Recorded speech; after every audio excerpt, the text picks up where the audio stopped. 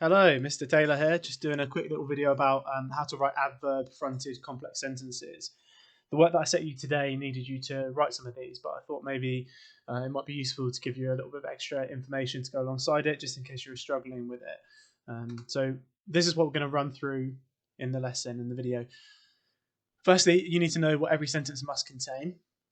Then you need to work out you need to know how to work out what the subject is in a sentence. Then you need to know how to work out what the verb is.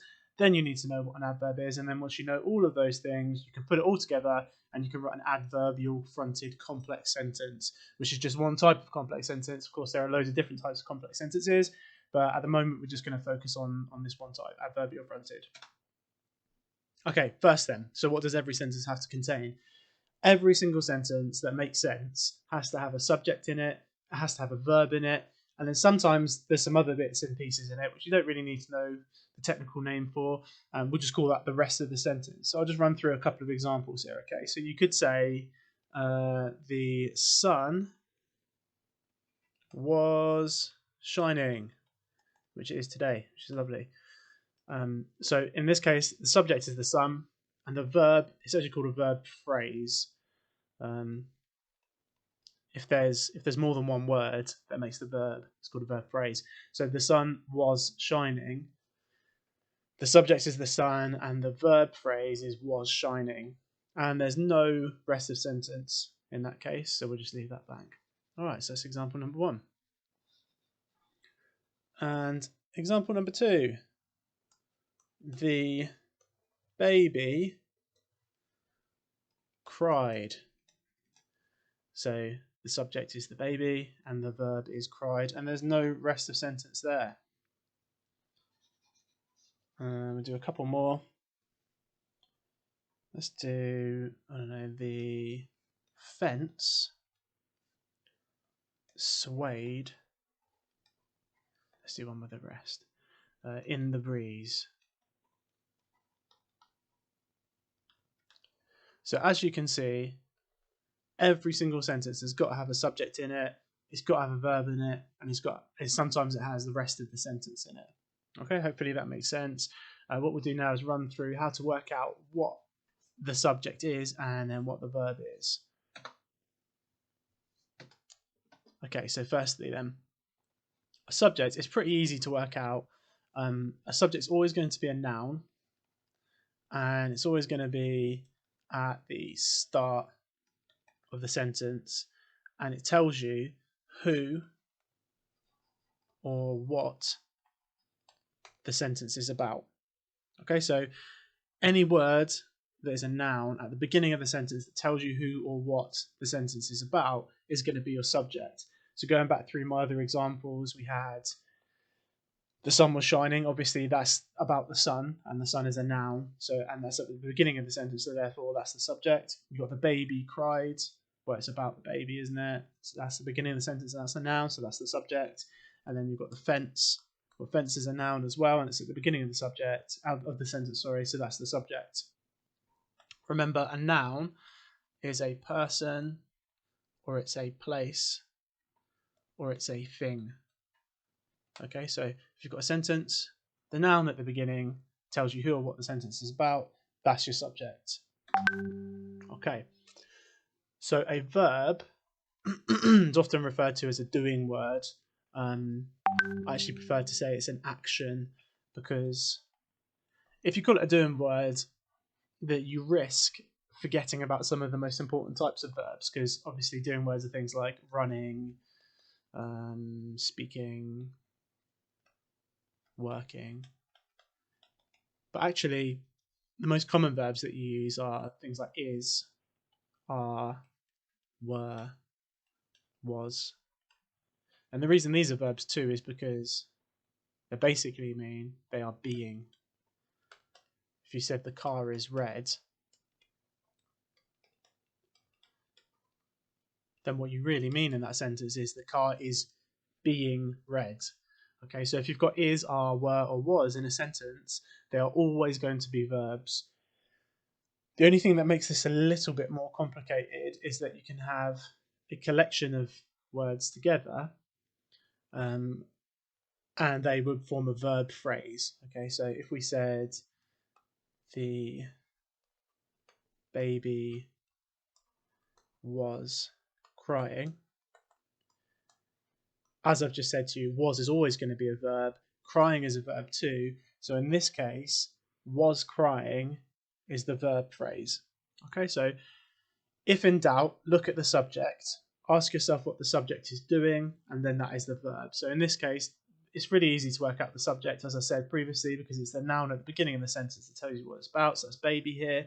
What's the baby doing? The baby's crying. Okay, so crying is going to be the verb. All right. So in summary, then, subject, noun at the start tells you who or what it's about.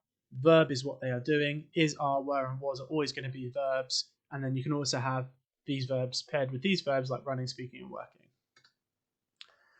Right, so an adverb is anything that modifies or changes or adds more information about how a verb happens. Okay, so you get your verb, you look at it, and you think, all right, how is this verb actually happening? To what extent?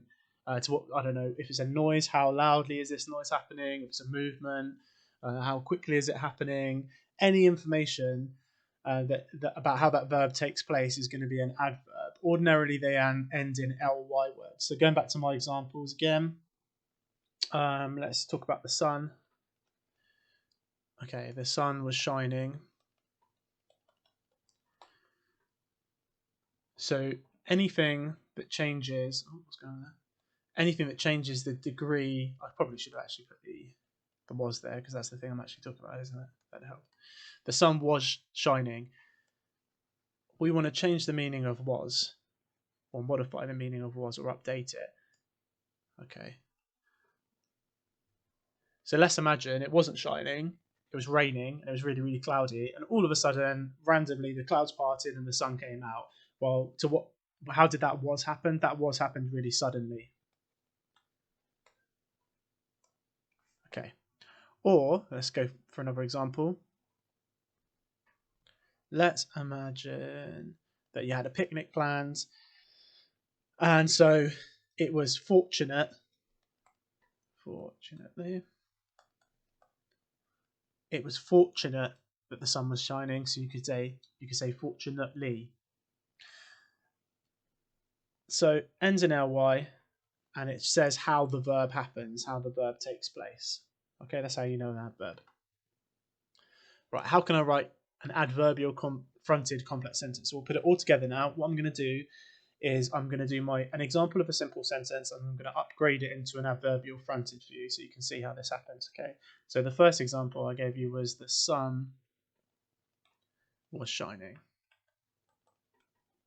Right, so to upgrade that, I look at the subject, that's the sun, work out what the verb is, which is was shining, and I want to add more information about that was. So we'll go with the example I just used, fortunately. So to turn this into an adverbial fronted complex sentence, all I do is I start with that adverb.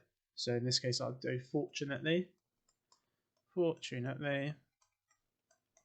Then I'll bosh in a comma, and then I'll write the rest of that sentence. Obviously, I wouldn't start with a capital letter now because it's midway through the sentence.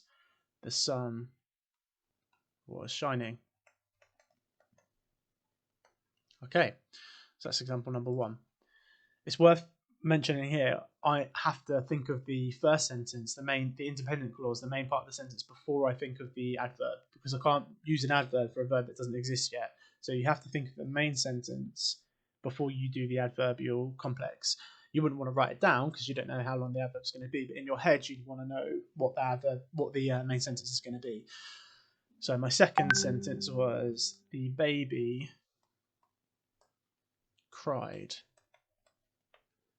Okay, so hopefully, maybe pause the video, try and work out what the subject is and what the verb is here. Okay, so the subject is the baby and the verb is cried. So to write my adverb complex sentence, I need to look at the verb, which is cried, and I need to write an adverb which changes the way in which that crying is taking place. The crying is taking place endlessly, so I could write endlessly.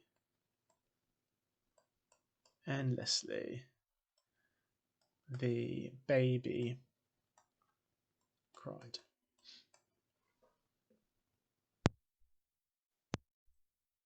Okay, do a couple more. So 3.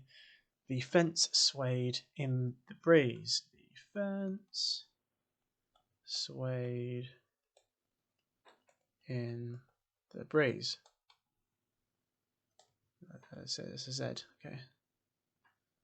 All right. Pause. Work out the subject. Work out the verb. Okay. The fence is the subject. What's the fence doing? It's swaying. Okay.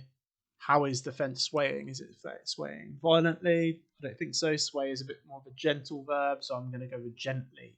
So I'm going to put gently. That's my adverb, comma, and then just write the rest of the sentence. The fence swayed in the breeze. All right. Let's do just one more. I'll just get rid of this one so I've got a bit more room. Get rid of that. Right, so number 4. Dogs often bark.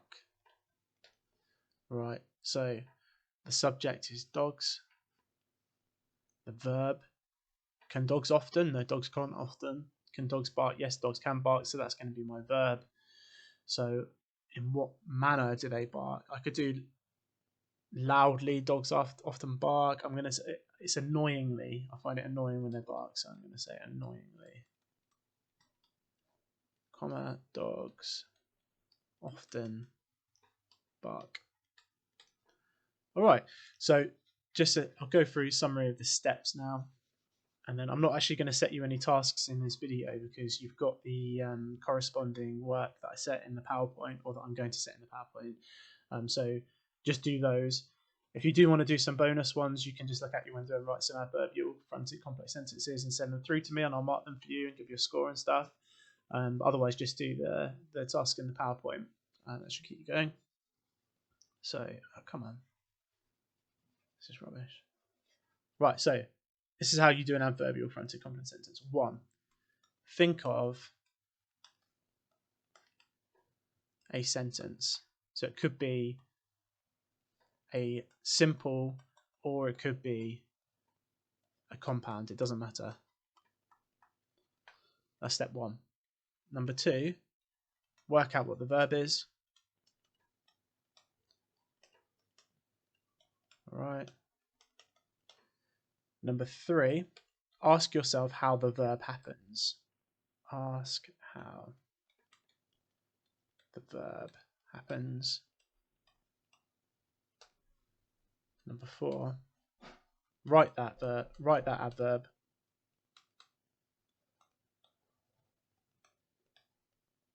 Put a comma.